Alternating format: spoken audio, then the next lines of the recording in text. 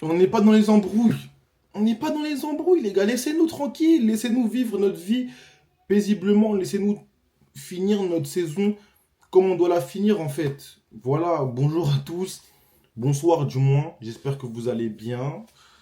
Amis citizens, amis de Liverpool, amis du football, peu importe. Je pense qu'on s'est tous posés devant le City Pool. Dans tous les cas, il n'y avait pas un très grand programme aujourd'hui. Défaite de but à zéro. Un match maîtrisé de la part de Liverpool, en vrai. Il y a pas grand-chose à dire, hein. Vous voyez, là, il n'y a pas grand-chose à dire. On a juste affronté une équipe beaucoup plus forte que nous. Il y a un monde d'écart, en fait, entre ce Liverpool-là et ce City-là. D'habitude, les City Pool ont toujours été des matchs engagés et tout, ont toujours été des matchs indécis où l'un peut gagner, l'autre peut gagner. Voilà, on sait pas trop. Là, on l'a vu aujourd'hui, les gars. On a juste vu une équipe sur le terrain. À vrai dire, et les stats, c'est vrai que les stats peuvent parler pour Manchester City, mais ceux qui ont regardé le match, on a juste vu une équipe, hein. C'est tout, hein. Voilà, on a vu une équipe qui, à chaque transition, faisait un mal fou, en fait, un mal absolu. Et puis c'est tout. La passation de pouvoir, en tout cas, a été effectuée avec succès. Voilà, pour moi, Liverpool, aujourd'hui, a mis le coup de marteau, le coup de grâce qu'il fallait. Sachant que Arsenal, son dauphin, a perdu hier à domicile face à West Ham, un but à zéro, but de Bowen. Liverpool aujourd'hui a, je crois, déjà 20 points d'avance sur le quatrième, 20 points d'avance sur Manchester City. Et 11, si je dis pas de bêtises, vraiment 11 sur Arsenal. Pour moi, ils ne vont pas de choc. Voilà, la passation de pouvoir a vraiment été effectuée avec succès. Et c'est terrible, hein, les gars. C'est terrible parce que je dirais pas qu'on a mal joué, hein. À vrai dire, j'ai vu des matchs pires que ça. Dans cette année, cette saison, j'ai vu des matchs pires, mais pires que ça, hein. Là, on a aligné une compo convenable, même si pour moi, Kevin De Bruyne ne devrait pas être aligné. Voilà. Mais c'est juste que Liverpool est une équipe beaucoup plus forte et beaucoup plus armée que nous, en fait. Voilà, leur collectif est huilé un maximum. C'est-à-dire qu'on l'a vu, en fait, aujourd'hui, on a vu un Liverpool qui, en première mi-temps, quand il fallait attaquer, il fallait marquer des buts, ils l'ont fait tranquillement, voilà, avec un grand Mohamed Salah comme d'habitude, un but, une passe D, 40 goals assist en première ligue, 25 buts, 15 passes décisives, et c'est vraiment fou. Dans tous les cas, lui, contre Manchester City, il a toujours été fâché. Mais là, cette année, il est fâché contre tout le monde. Comme je l'ai dit, on a vu un Liverpool en première mi-temps qui était très tranchant. Avec une composition d'ailleurs très atypique de slot. Mais une composition qui a très bien marché. On a vu un Liverpool très tranchant avec un Salah qui était en feu, avec un Luis Diaz, les milieux, comment ça s'appelle, Zoboslai, McAllister qui plonge dans le dos des défenseurs, etc., qui apporte le surnombre en phase offensive et tout. Et puis on a vu un Liverpool en deuxième mi-temps qui était dans la gestion. Mais franchement, moi ce que je veux féliciter c'est Liverpool, c'est que malgré, on peut le dire, que City soit malade, etc., City a aligné tout de même une belle composition. Voilà, City pour moi aurait pu mettre un but. Je pense pas qu'on aurait pu gagner, mais on aurait pu mettre un but ou on aurait pu essayer de faire plus que ce qu'on a fait aujourd'hui. Mais la composition de slot nous a mis totalement hors course en fait pendant les 90 minutes parce qu'on a vu défensivement parlant de ligne de 5 compacte, la rigueur défensive de Liverpool, les gars, faut en parler, hein. Ah, faut en parler aujourd'hui. J'ai vu une équipe soudée de la première à la 90e minute. En fait, l'équipe était tellement soudée que je vous dis la vérité, on aurait même pu jouer jusqu'à demain, les gars. Jusqu'à demain, on n'aurait pas marqué. On n'aurait pas marqué, les gars. Parce que l'équipe était trop soudée, premièrement. La composition et la tactique de slot étaient magnifiques. Le fait de McAllister comment s'appelle, en marquage individuel sur Kevin De Bruyne pour limiter tous ses mouvements. Voilà, on a vu un Kevin De Bruyne à l'image de la saison, en fait. Un Kevin De Bruyne malheureusement en fin de vie, hein. C'est triste parce que moi, c'est mon joueur préféré. Ça me fait beaucoup de peine de le voir comme ça, mais c'est la vérité. Là, Kevin De Bruyne, déjà que le fait que Manchester City a du mal à jouer, Kevin De Bruyne commence à se faire vieux, donc ne peut plus rien faire tout seul. En plus de ça, on lui colle un McAllister qui vient dans ses pattes à chaque fois qu'il touche le ballon. Il peut même, je sais même pas s'il a eu plus de 5 occasions où il était face au but. Voilà, je sais pas. Mais en tout cas, on a vu un Kevin De Bruyne mauvais. Et comme je l'ai dit, offensivement, c'était faible. On aurait pu jouer jusqu'à demain et ne pas prendre de but parce que la composition et la tactique de Slot étaient magnifiques et parce qu'il manquait Erling Haaland, les gars.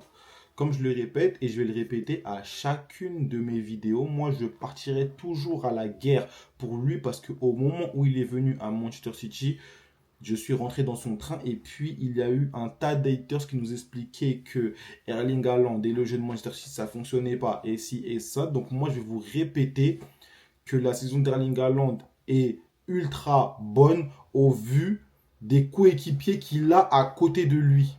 Aujourd'hui on a vu contre le Real Madrid mercredi, on a vu que sans Erling Haaland offensivement, c'est la pauvreté, la chienneté, mais au max, dans toute sa splendeur. Voilà, c'est de ça qu'il s'agit, de la chienneté dans toute sa splendeur. Ça veut dire que aujourd'hui, il nous a aligné un trio offensif, Doku, Marmouche en pointe et Savigno à droite.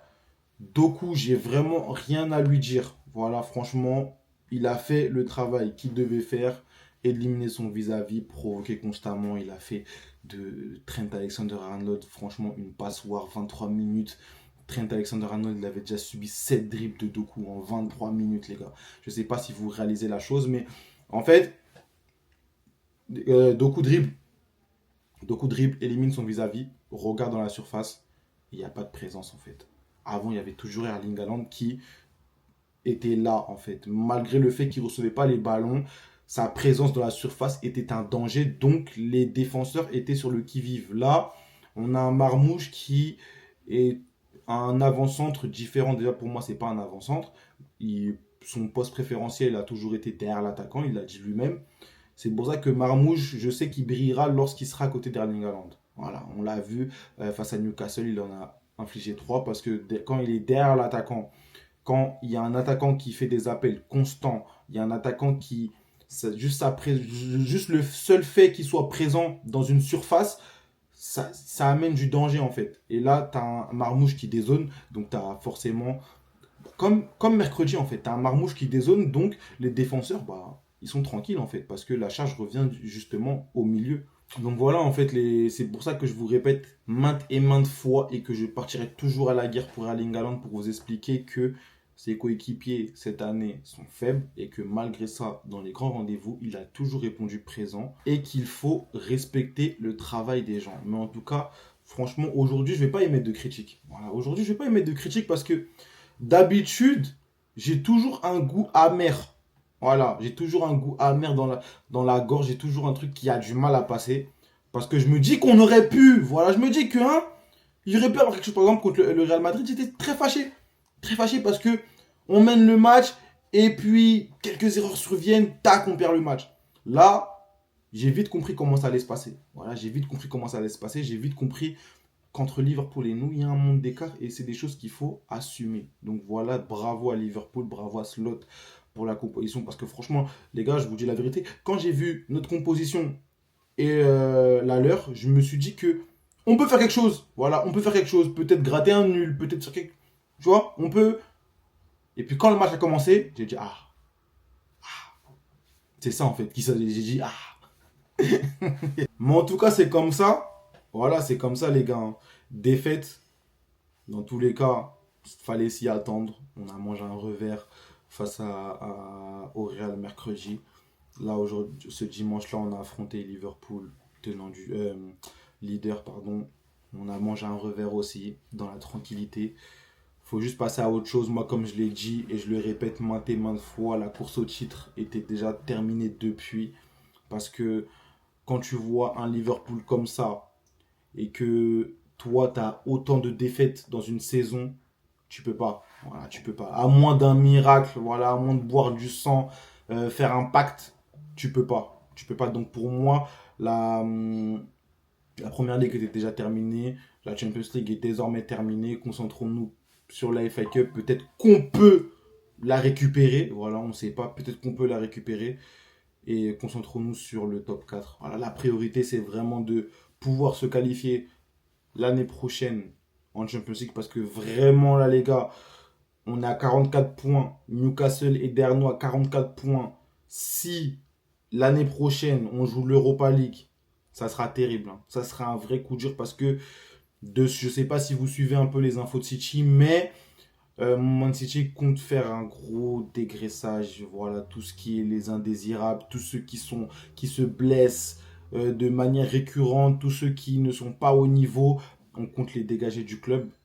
Et forcément, Manchester City, malgré sa saison, reste un grand club.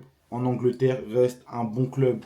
En Europe, donc forcément, on peut attiser la curiosité de certains joueurs. Voilà, on peut les attirer, etc., etc. Mais si on joue en Europa League, on va attirer qui en fait? Parce que là, je vois qu'on est un peu sur Florian Wirtz, on est un peu sur des pistes comme Biasso, etc. Mais si on va en Europa League, pardon, je me demande qui est-ce qu'on va attirer. Voilà, c'est pour ça que la priorité vraiment, avant même la FA Cup, parce que c'est la seule compétition où on est encore éligible, avant même la FA Cup, il faut d'abord se qualifier pour le top 4. Voilà, en tout cas, c'était tout pour moi pour ce débrief. Je vous embête pas plus. On va se retrouver mercredi, en espérant une victoire, parce que là, Newcastle nous colle au basque, nous colle au basket de fou suite à leur victoire 4-3 face à Nottingham Forest. Donc voilà les frères, on va se retrouver mercredi pour le match face à Tottenham. Ça sera un match compliqué parce que Tottenham déjà, on en a mangé 4. Voilà, on a mangé 4 à l'aller. 4-0 à l'aller, c'était la première grosse désillusion de la saison. Mais en espérant que Erling Haaland soit disponible, je ne sais pas quelle est la durée de son indisponibilité, mais j'espère juste qu'il pourra être présent parce que offensivement c'est dur de fou. On espère une victoire parce qu'il faut accrocher le top 4 à tout prix. Et c'est tout pour moi les frères. Comme je vous le répète, mes réseaux sociaux vont s'afficher juste ici comme d'habitude. Venez me suivre là-bas, c'est là-bas où je suis le plus actif. C'est tout pour moi, prenez soin de vous, surveillez pas le ciel, ça viendra d'en bas. Clic, clac, boum.